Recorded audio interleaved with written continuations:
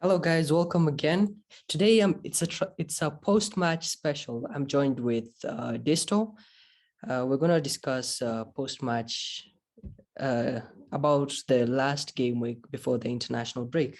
Disto, welcome. Thank you so much. Thank you for having me. So let's start off with Man City's dominant defeat versus Arsenal, 5-0. What do you think? Um, okay. Really painful. Still like the shot. It was utter and a gut-wrenching performance by Arsenal. Kudos to Manchester City by exploiting the weakness of Arsenal.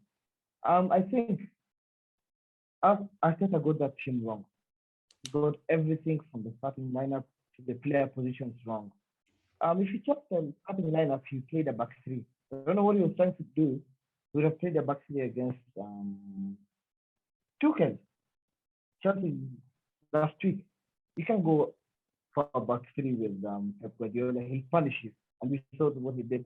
Um, I feel so bad. There's nothing I can say. But what I can say is Arteta's time is up. Whatever he had for plans, we can't see anything. Because come on. You saw he had only Xhaka, the only midfielder against Man City, 4 or 5 midfielders.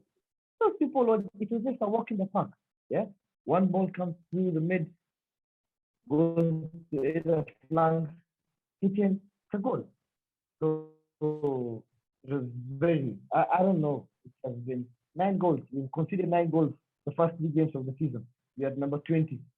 I don't see any future for Arteta. So it's better after during the international break they get some solutions for this. But for Man City, that's why that title contenders every season. That's why the title contenders they know how to play. And congratulations to them for the big win. Okay, let's move on. Everton's back to winning ways. Demarai Gray has been looking fantastic. What do you think of him as a signing for Everton? He's a good signing. I think Rafa Benitez will have to get the best out of that guy. He's young. What he offers for Dominic Calvert-Lewin is with the space. Yeah, Demarai Gray can exploit such small space and everything. So for Everton, Demarai Gray is a 5.5 because I think with their kind of play where they are a low block team, conservative, they let the opposition come at them and then they need a central striker with a runner behind them. So I think Demarai Gray and Dominic Calvert-Lewin, that's something to watch for this season. Yeah.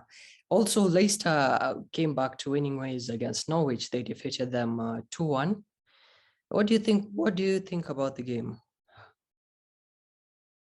I think that time experience showed. Yeah, Leicester didn't panic. They went behind against a promoted team. They had to scratch back. Yeah, league proven striker Jamie Vardy back in the score sheet. But I think if Brendan Rodgers is not careful this season, I think Leicester are gonna be in a very, very tough position. Because they look exposed, they don't look comfortable anymore. Yeah. Let's move on. West Ham drew against Crystal Palace, giving West Ham their first draw. But I think they're still on top of the table. Yeah, West Ham, I think they drew at the back of 2 wins. If I'm not wrong. Yeah, they had 2 wins and then they had a draw. Okay. So Moyes will have to look out for this fact. Season matters, man. You cannot draw against Crystal Palace and expect to be somewhere at the end of the season. Yeah. But then West Ham, they're a force. They have gotten Kat Zuma. Man, right now their central defense is solidified.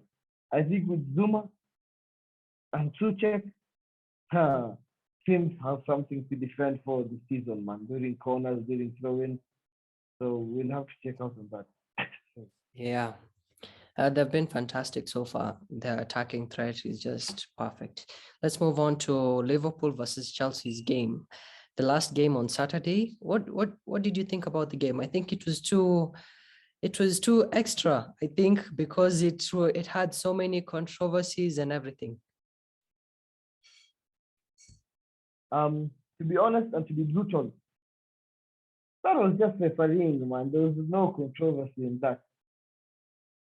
You can't handle the ball on the line behind the goalkeeper as the last man and expect the referee to laugh with you. Yeah? The laws of football will always be the laws of football, no matter what the circumstances are. Okay. The only thing that the referee did to go to the VAR was just confirm the handball. After that, it was a straight card, yeah. Yeah. But then the flare up after that was I think the captains did do their job well because that's a high profile game. You need to keep your players in check. You need to have their tempers in check. Such trivial matters. After a goal, you guys have to lead the equalizer. It's not like they scored a winning goal. So you keep your head cool. It's halftime. So for Chelsea fans, please suck up your disappointment because they are lucky. They were lucky because they didn't even play any football second half.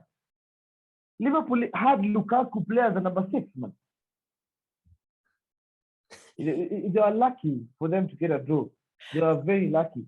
Controversy, I saw a lot of Chelsea players, and actually fans, not players, sorry, fans, complaining about, oh, the referee was against us, oh, this and that, or this and that. They didn't see the Arsenal game. We had a yellow card in the 8th minute. Who does that? Who does that? A yellow card in the 8th minute. Which I don't think it was a yellow card for specific tackles. They weren't. There have so many referee. Okay. No, I think what we don't understand is one thing, yeah, Fahmy. One thing we don't understand about football is one thing. The referee will always ref the game according to the profile of the game. I don't know if you've ever seen a game of Crystal Palace and Aston Villa having such flare-ups. It's not common. But with big profile games, and it's at Anfield, man, supporters are back. Those people will haggle the referee to put the decisions the way you see. So for the referee, it was a very tough night. Okay. We'll move on to the controversies surrounding referees a bit later. Let's discuss on more games. Spurs are actually winning games by 10 margins. 1-0 versus Watford. What do you think? And it was a free kick by Son. I think that's what champions do. That's what hungry people do. You win games by the slightest of margins. Winning a game 5-0, that's a show off. Okay. Not being salty, but then that's a show off. Winning a game 1-0, that shows you worked hard for it. And hard off to Nuno, that guy is managing Spurs. He is game managing. You see, you score a goal early on, or whatever, second half early on, and you defend that goal to the teeth. You don't let them score. You defend, man. And I've seen his lineup for the past 3 games. That guy is defensive minded. I see why Wolves are such a danger during the counter. So Spurs, I think they're gonna go along. It's top 4 this season. Spurs, I think they're gonna get a number there. Oh, okay. Let's move on to the last game of Sunday, Man United versus Wolves. Now, on this game, I actually thought Man United were chasing the game, especially in the first half. Man United were a bit too blunt for me. What do you think? Yeah. Man U were 2 passes. The first half, sorry, I was cold. They were passive. They are really passive. What Wolves did is they capitalized on that pace. Trincao, Adama Traore, those guys were flying at Wan-Bissaka and Luke Shaw. Luke Shaw and Wan-Bissaka didn't know anything to do with this guy's banner. You see, and what Wolves did in the first half, they squeezed the midfield. They didn't let Pogba get any chance on the board. Yeah. And Ole Gunnar even gambled on playing Pogba at a defensive position. And Wolves, hats off to them. Ruben Neves and Joe Moutinho. Yo, those guys were putting Pogba and Fred on their toes. And you saw Fred tracked, man. But then I'm very sad that they lost. Yeah. But then it just shows when you have the ball to do things this season, they have the keys to unpick lock. Yeah. So now let's talk about the controversies on referees. Okay, on the Man United goal versus Wolves, Neves was hard during the build up to the goal. What did you think of it? Because it was his studs were high. It was a clear red card. He No, no, didn't no, touch the ball. no. No. The stats are not high. They were. The stats are not high. For Pogba, it wasn't high. If you saw where this guy the contact was, it was under the chin, Yeah. just on the ankle. That is the contact number one. Number two, it is a genuine look for the ball. Okay.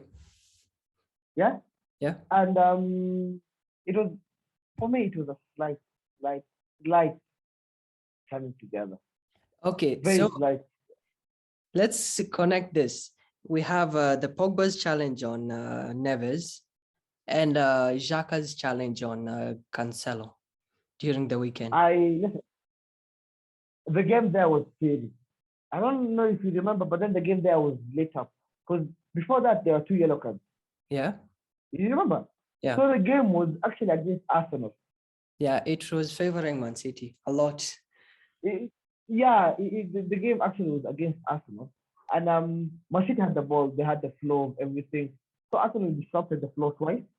Both of them resulted in yellow cards, and I think Xhaka's record was a bit over the top. But then we all know Xhaka. Come on, don't like he's our signing this season. We all know that guy has a history. Yeah, I'm sure it was So because of his reputation as taking too many yeah, and rush challenges. yeah, and two yellow cards before that led to that because Arsenal was taking the game that time. Remember? Yeah. So and Man City are best at tactical fouls now. Make most out of nothing. Fall down, roll on the ground for better than the referee will just put the card on your way. Yeah. Okay, let's move on to transfers. Ronaldo has completed his signing, completed his move. He's still finishing up some paperwork to Man United. What do you think about the signing? Do you think he'll be? That's a good sign. That's a fantastic signing. Ronaldo is a goal machine. I saw Souness, the pundit, and who else? They were like they are skeptical about Ronaldo's transfer. Yeah. One thing they don't know about Ronaldo, that guy is a goal machine. Yeah. Whether in the Premier League, the thing is he has proven it. The Champions League has proven it when nations come and meet Ronaldo's goal machine. Yeah. If after the international break fit to start, that guy is gonna score 15 plus goals this season. And mark my words, Manchester United with Ronaldo leading the line, it's a very dangerous lineup, a very dangerous lineup. And for Manchester United, that's a fact, man. Getting Ronaldo for such a cheap price. That's one for the record book. Yeah, Ferguson was a key part during the discussions. And also Varane and Sancho made their first team debuts. I forgot to say that. I'm sorry. They were fantastic, by the way. Yeah, okay. Varane was fantastic. But then there's a moment where he lost his head. I don't know if you saw. There's a corner, and then Thais just climbed Varane as if he's a junior defender. The one they have made the double save. But then other than that, he was fantastic. The time even match Traore face to face and blocked the thing for a corner. So Varane very good. Sancho was a bit afraid. I don't know if the physicality, but he wasn't even taking the ball with him. So but we'll give him time. We know what he's capable of. So we'll give him time to blend in. Okay, the deadline day is here. I'm sorry, before that, Burnley actually completed the signing of Lyon's left back, Maxwell Cornet. What do you think about that? Yeah. He is a versatile player. Cornet is going upwards. He has a very good end ball, can whip in something, for the likes of Mikel Antonio. And he's defensive minded. So I think Chriswell and a Masuaku. Mhm. Wait. No. You said Burnley. Yeah, Burnley. Burnley. Yeah, Actually, I'm sorry. I'm like, wait a minute. Wait a minute. Burnley. Um, I was like, yeah, he's whipping in good crosses, but for who? Yeah, for Ashley Barnes and Westwood. I'm like, so yeah, Burnley is gonna depth is Taylor, and he's a good defender. He's a very good defender, and it's for a bargain, the price that they got him for, and he's young, so we're gonna see on that. yeah, and What's gonna come out. I'm really happy for Burnley fans because this is the first time, I think it's the first window that the owners are backing up the manager a bit. They've made two Yeah, signings. yeah. Yeah. So Burnley, they don't have what should I say, the financial power to just every window take someone in for a loan or send out someone. Yeah. So congratulations to them. So Arsenal have spent the most in this window compared to other Premier League teams and also other teams around the world, I guess. I haven't seen anyone who has spent that much. Disto, what do you think? Okay. Signings. Money has been spent, yeah? 130 million has been spent. On paper, good signings, all of them, decent players. But then what's it show for? What's it show for? Ben White for 50 million, man. When you got Ronaldo and Sancho and Varane for us on that. Okay, I'm happy we have signing. I'm really happy because we at least showed the manager that we can back him and everything. But then if Arteta can put that into play, then it's gonna be a waste. Okay. Because Arsenal are the biggest spenders in top 5 leagues in Europe. Okay. Thanks for your time.